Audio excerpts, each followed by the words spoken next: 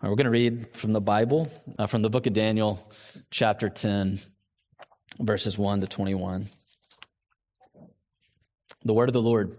In the 3rd year of Cyrus, king of Persia, a word was revealed to Daniel, who was named Belteshazzar. And the word was true, and it was a great conflict. And he understood the word and had understanding of the vision. In those days, I, Daniel, was mourning for 3 weeks. I ate no delicacies, no meat or wine entered my mouth, nor did I anoint myself at all for the full 3 weeks. On the 24th day of the first month, as I was standing on the bank of the great river, that is the Tigris, I lifted up my eyes and looked, and behold, a man clothed in linen with a belt of fine gold from Uphaz round his waist.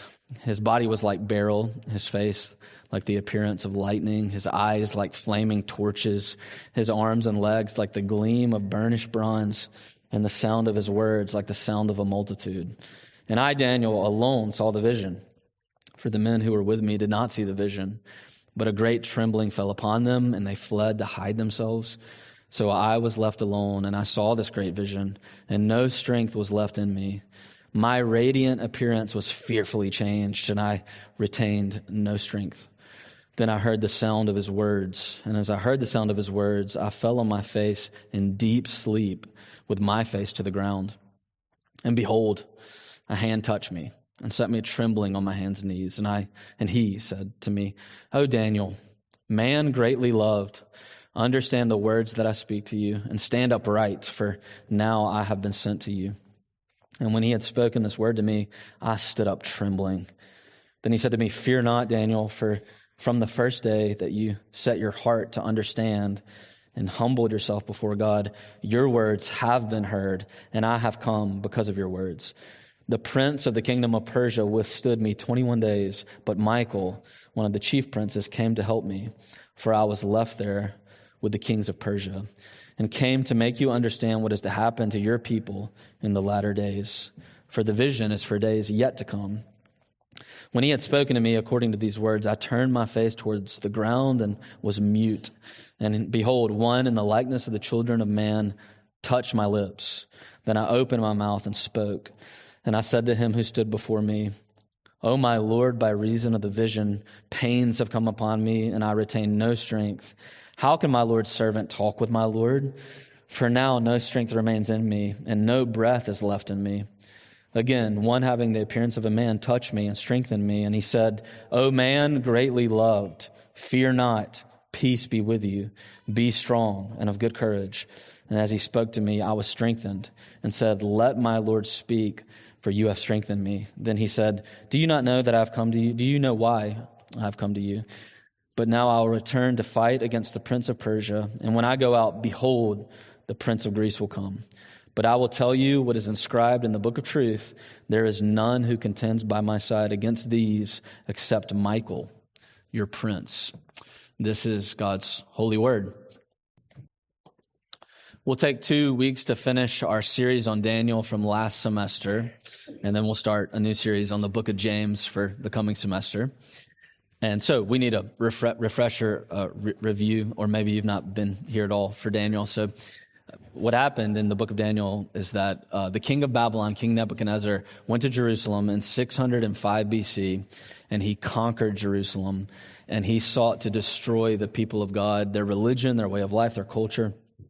He wanted to turn them into polytheists and to Babylonize them, we might say. He didn't do it primarily by violence, only partially. He wanted to assimilate them and make them into Babylonians, into polytheists. So chapter 1 to 6 is these stories of Daniel and his friends and what it means to be faithful when you've been taken into exile, when you've been taken into a place, you live in a city where your faith, belief in the Lord is irrelevant to most people, or thought to be silly or traditionalistic or fundamentalist or even dangerous. And so the question in the book of Daniel is, how do you live faithfully in a place where most people disregard your faith, your belief in the Lord, in the midst of exile? And so we've seen these principles throughout the book of Daniel. Daniel teaches us what to do. He's such an example, to live with conviction without compromise. in the midst of exile, to live in a place where you are not separate from the city. You are in the world, but you're not of it at the same time. So to reject the idols of Babylon or the idols of the city of Edinburgh, but at the same time to be for the city. The nuance of Jeremiah 29, this letter that God wrote to the exiles, he said, pray for Babylon, live in Babylon, seek the peace of the city. It's in our philosophy of ministry, our vision statement. That we're to be in the world, but not of it, for the city, seeking its true peace, its shalom. And that's what the book of Daniel is all about. The back half of Daniel, 7 to 12, are 4 visions that Daniel sees. They're apocalyptic visions, that famous word. And apocalyptic visions are prophecies. They're highly imagistic. They're shocking, and they really are, a way to think about them is they are comfort food for the ancient Near Eastern person. So they are there for when you are in the midst of exile, under oppression, under a yoke, in a place where nobody believes what you believe in. These shocking visions are actually comfort food to say the true God, the God you worship, really is the Lord of history, and you need to trust that while you're there. And so that's the section we're in, the back half, these apocalyptic visions. This is the 4th vision, the final vision. It's 3 chapters long, chapter 10 to 12. So we'll just look at chapter 10 today, and then 11 and 12 next week. And this is really the prologue of the vision, chapter 10. So verse 1 says, the 3rd year, we're in the 3rd year of King Cyrus. That's 536 BC. And the question in the book of Daniel has been, again, how do you live by faith in the midst of exile? In a place where your faith, most people think of your faith as irrelevant. That's the overarching question. The question of chapter 10 is a little more specific within that. What is it that prompts this vision? And the question, I think we could say it's something like this: what do I do? What do we do when we have been faithful, when we have prayed, when we have sought the peace of Babylon, the peace of Edinburgh, and we've not seen ministry fruit? We've not seen ministry success like we longed for. That's really the question that prompts this vision. And so let's look at that. The problem here, that problem. Faithfulness, yet not seeing ministry success, ministry fruit. And then the 3 things God gives us answers really to that problem. So first, the problem. Now in verse 2, if you look down with me, Daniel is mourning. He says, I, Daniel, was mourning for 3 weeks. He says, I ate no delicacies. So he ate for 3 weeks, 21 days, no good food, no meat, no wine, nor did I anoint myself. The text says, nor did I put lotion on. So for 21 days, dry skin and dry heat. That's what he's saying. He's fasting and he's mourning, we're told here. Now, what's so striking about this is that when you read between the lines a little bit, he says that the vision came to him on the 24th day of the 1st month of the year in verse 4. And that month in their calendar is the month of Nisan, or Nisan, we Americans say. Nisan, the 1st month of the calendar. And if you know maybe a little bit about the Torah, the book of Leviticus especially, you'll know that in the middle of that 1st month is the feast of Passover. And so this is the month of Passover. And it really is a violation of the law to be fasting at Passover. It's like fasting on New Year's Eve, violation of all norms. And yet he's mourning. Why? The month of Passover, a month of great celebration in the Hebrew calendar, a month where you're celebrating the ministry success, the ministry fruit of redemption from Egypt, from the slavery in Egypt. And Daniel here is mourning instead. Why? And again, you have to know a bit of the context and history, read between the lines a little bit. But we know that this is the 3rd year of the reign of Cyrus. And in the 1st year of the reign of Cyrus, the king of Persia, who conquered Babylon, let the Jews, the Israelites in Babylon, go back to the land of Jerusalem, Israel, to rebuild. So that 70-year prophecy that Daniel had prayed about in chapter 9 has come about. Cyrus, this king, this pagan king, has let the people go back to restore the temple in Jerusalem. Yet, remember, Daniel is head of state. He gets all the letters from the governors all around the Babylonian Empire, the Persian Empire now. So he has read the notices, and he knows that for the past 3 years, the project of restoration in Jerusalem has been terrible, awful. It has not gone well. The temple is not rebuilt. The walls are not rebuilt. And you can read about that in the book of Ezra. Ezra chapter 4 says that really from the first day of this great hope of rebuilding the temple, enemies were opposing it, both inside the Israelite and in the nation of Israel, and foreign enemies as well. And that even one of the real reasons I think he's mourning is because really the people of God back in Jerusalem just are not doing what they're supposed to do, what God has told them to do. They lack courage. They don't have the faithfulness and the strength that Daniel and his friends had, that Esther has, that Ruth has in the midst of exile. And instead, what we really see is in Ezra, the people of God have Babylonian hearts back in Jerusalem. And Daniel has heard about it. And so he's here in the month of Passover, the month where you're supposed to celebrate redemption. And he's mourning because there is no restoration. There is no redemption. And so really you can see here that he's mourning a lack of ministry fruit. He has lived his entire life with faithfulness to see the restoration of the temple in Jerusalem. And he thought the prophecy of Jeremiah, the 70 years, would finally bring it about. And it hasn't. And now, a deeper level, he's at least 85 years old at this point, and he's probably thinking, I'm going to die and never see the ministry that I lived for come about.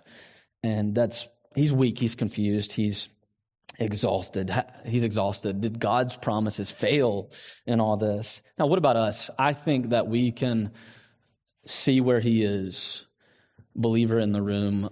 Probably the most obvious place is when you have prayed for someone, you've longed for someone to come and see the truth about Jesus and to follow him, or to return, to come home again to the faith for years, for a long time, and it's not happened.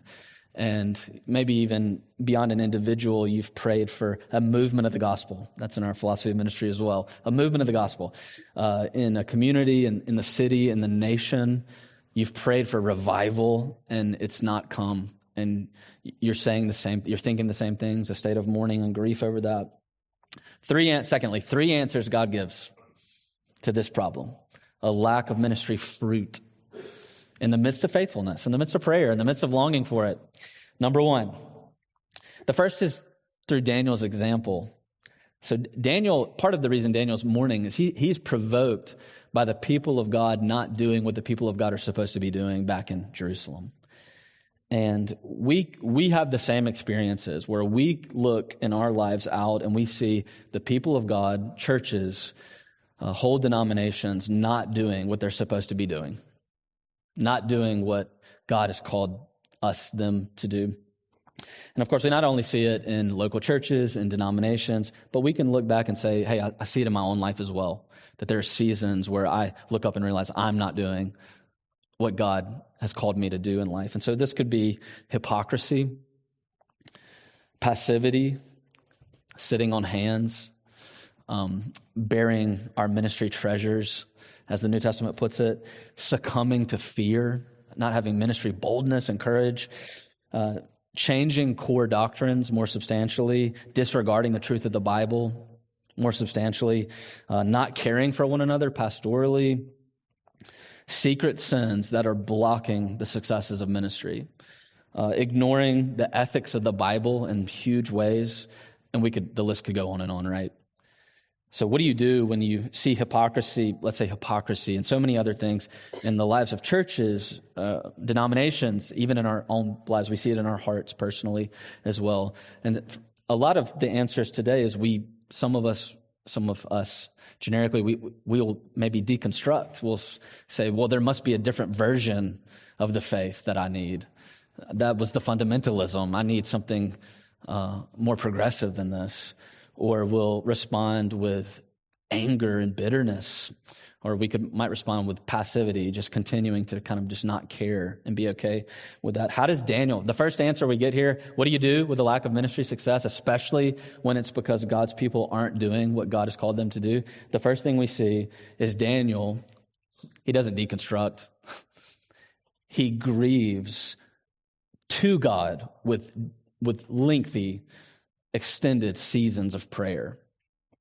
So here Daniel fasts and he prays for 3 weeks. Have you ever entered into a season of extended prayer and fasting because of a ministry burden, because of something you long to see God do that hasn't yet happened?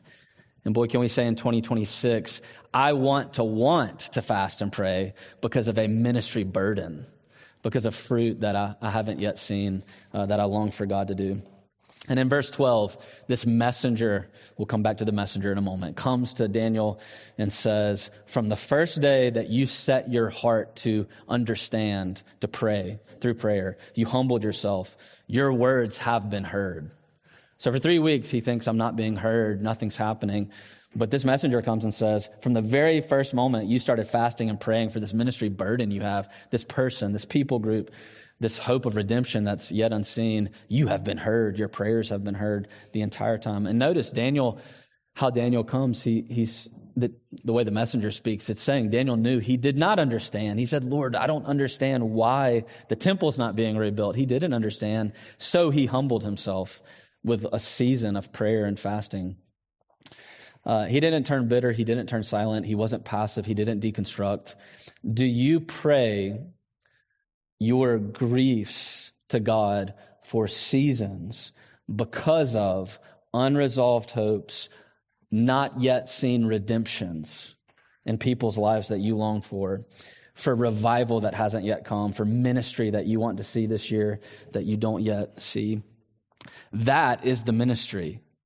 That is the ministry, the prayer, the fasting, the pleading with God for long seasons. That's the ministry. I was working over the holiday on 2026 goals, looking at the calendar, both for the church, praying through some goals I'd long to see here at the church and also personally for me. And I'm sure lots of us will have done something like that over the break. And one of the things I noticed this week as I was studying and thinking back through Daniel up to this point is Daniel was he was a man of prayer. He was a great prayer, we might say. And I'm sure with me, many of us in this room, men and women, we could say, boy, I want to be a man or a woman of prayer this year in a way that I wasn't in 2025. That's the first answer God gives. That's the ministry. Secondly, what does God say to us here? He says to us through this messenger that we need a deep sense of modesty. He teaches us modesty. All right, so the second thing is he shows us how little we see. So in verse 13, this messenger speaks and says, the prince of Persia, the prince of the kingdom of Persia has withstood me 21 days, but Michael came to help me. Now, here what's happening is the messenger is pulling back the curtain. And notice how many days this prince of Persia contended with the messenger. 21 days. How long did Daniel enter into prayer and fasting? 3 weeks, 21 days. You see, what's happening is that the messenger is saying that from the moment you started praying, battling in prayer for ministry fruit, behind the curtain, there was spiritual warfare directly contending with your prayer life. So who is this prince of Persia? We know that in a moment he calls Michael a prince. He calls Gabriel in this book a prince. These are not earthly princes, sons of kings. It's a word that's being used to describe angelic beings. And here, the prince of Persia is an evil, what we will later call in the New Testament, a demon, a demonic force, an evil spiritual being that has been withstanding Daniel's prayers before God for 21 days. You can think of Satan before Job in the book of Job doing the same thing. And so here we have this curtain being pulled back, and we learn, if you pull out the book of Deuteronomy 32 teaches us this really clearly, that behind these ministry battles and national battles and political battles in the earthly visible realm, there are spiritual battles behind the curtain that correspond, that are in parallel. Now, the modern Western mind today, even as believers, our modern Western minds can push back so much against this that there is this realm behind the curtain, that it's medieval, it's superstitious. And you may be here today thinking, indeed, it is medieval and superstitious. And let me take 45 seconds to ask you today to doubt your doubts, to doubt your doubt. And to say just simply this: the modern Western assumption that the spiritual realm does not exist is a tiny outlier in all of human history. You are the 0.1% if you don't believe in the spiritual realm in all of human history. And that's not proof, but it's important, I think, to contend with and to recognize. Look, if you're a theist at all today, if you believe in God at all today, why would it not also make sense that there are spiritual beings in a realm that we cannot see behind the curtain? And if so, does it not make so much sense of the world to believe in these great entities, these evil entities that we learn in the Old Testament, get a grip on an entire nation, an entire people group? Have we seen in our history entire people groups, nations controlled, cultures controlled by ideologies that seem deeply evil? And we say, how did this happen? You see, believing in the Prince of Persia, the Prince of Greece, evil spiritual beings that contend with God's purposes makes so much more sense of life. Disbelieving in them makes life very hard to understand. It makes things very difficult to understand. And so here we learn that there is a Prince of Persia, an evil spirit that has been contending with Daniel's purposes before God for 3 weeks. Now, why is this relevant for the question? What about a lack of ministry fruit, a lack of ministry success? So what? So what for Daniel? So what for us? And here it is. Daniel has been saying, will I die without seeing the redemption, the temple restored in the land of Jerusalem? Will my ministry hopes be dashed? And this second answer is something like this. And this is for all of us today. There are forces at work in realms you cannot see, battles being fought that you are not equipped to fight. Resistance to God's purposes that God himself is sovereignly addressing. He is in control, and there is resistance. And he is sovereignly addressing these things. And we can't control that. We don't have the power. Our shoulders aren't big enough. But God's are. And so he's telling Daniel here, look, what a relief. You are not in control of so many of the battles. You can't contend with these beings, and prayer is part of the battle. So you don't have to worry about that burden, yet you have agency in the midst of the fight. Prayer is the battle. Fasting is the battle, he's saying, in the midst of the spiritual realm. Well, we don't understand the river, the great Tigris of history like God does. But he's saying you have agency in the battle. That's the second answer. And then finally, the most important of all.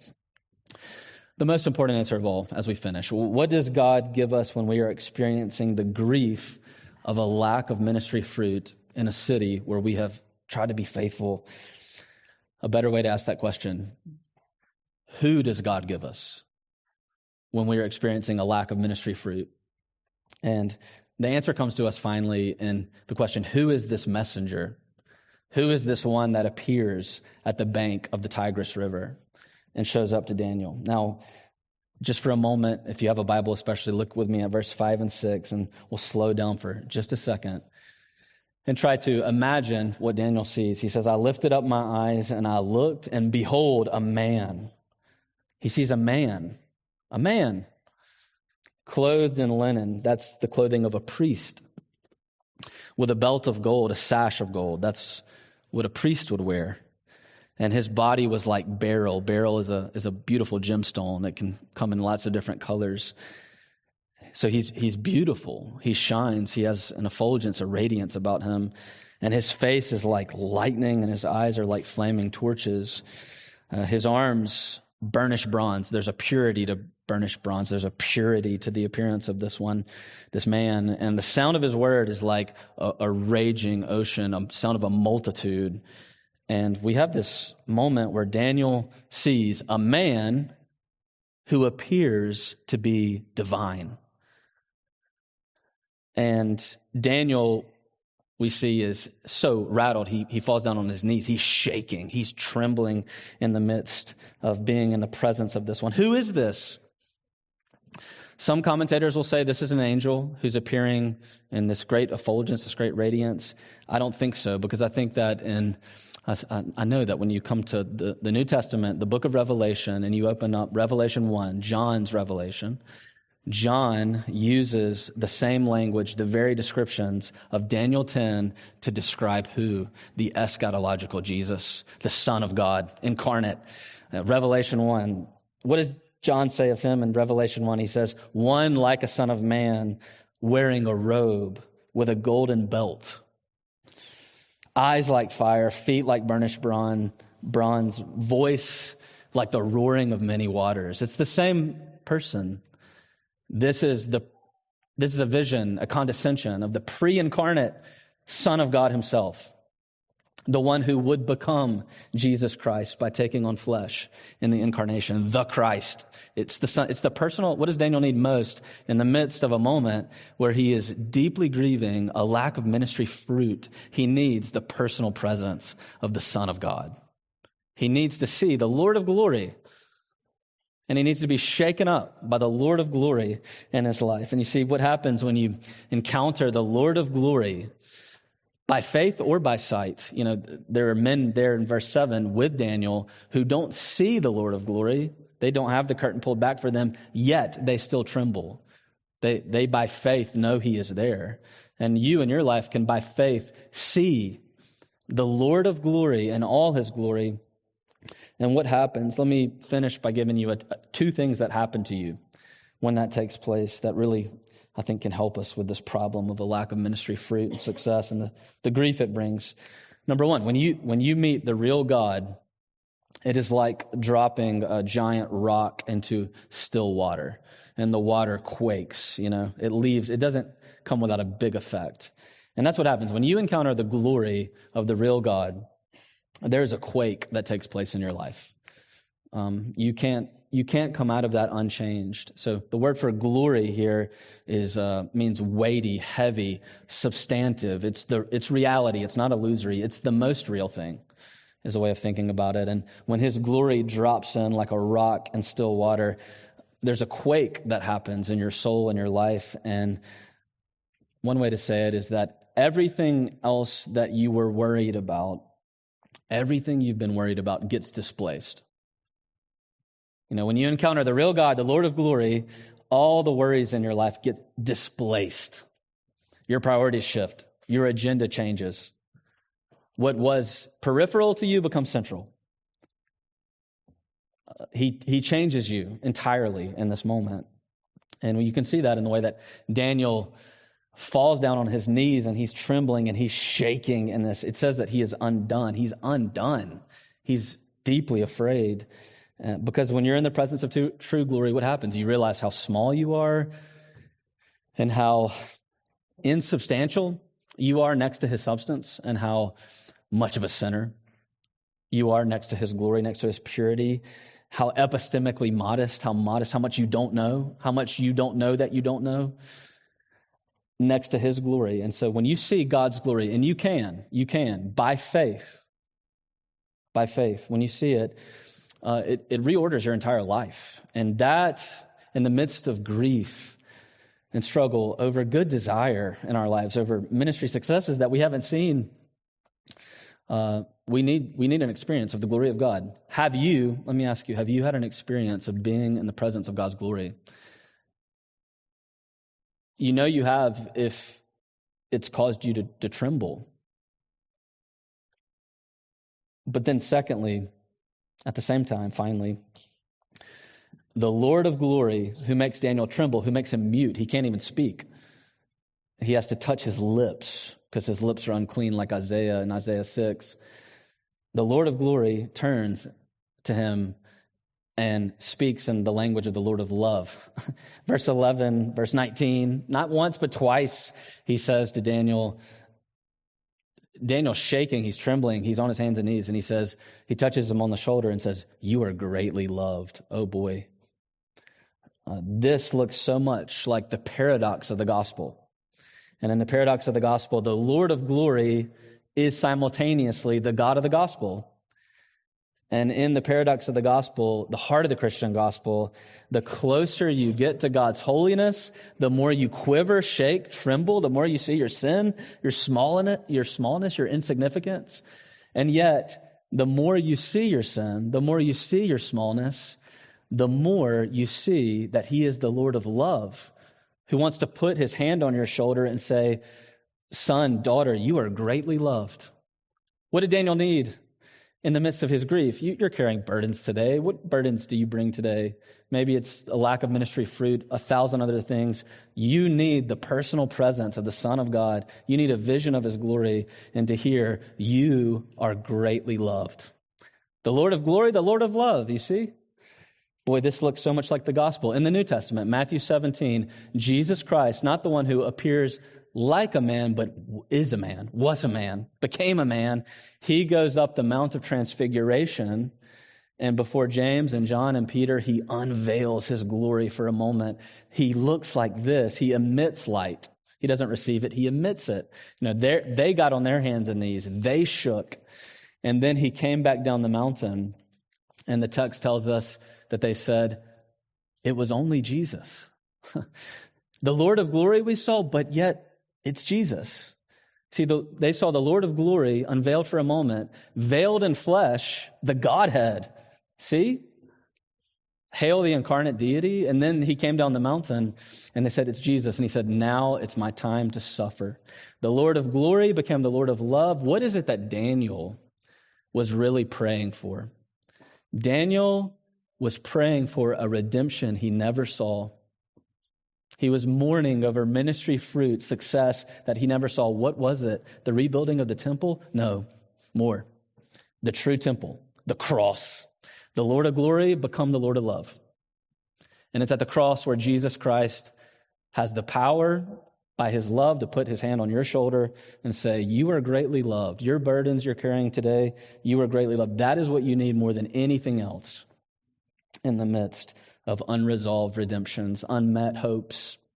What burdens, ministry burdens especially, are you carrying into 2026?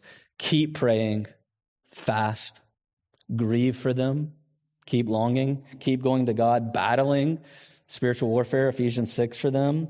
Seek, above all, by faith, the personal presence of the Lord. He offers it to you by the Spirit.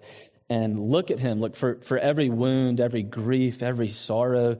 Look at him 10 times. For every sorrow you carry, look at him 10 times more. See the Lord of glory, see the Lord of love. Here, Colossians 2, he has dismissed the spiritual powers and authorities of the heavenly realm. He has dismissed them. He's defeated them.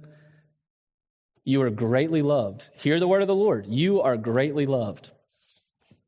Let us pray. Father, we need, in the midst of our burdens, spiritual burdens, ministry burdens, a lack of so much of what we've longed for, we need your presence. So we ask now that even as we sing, we would experience by faith a vision of your glory, that we would tremble before you and yet be able to hear the words, be of great courage, fear not, the Lord loves you.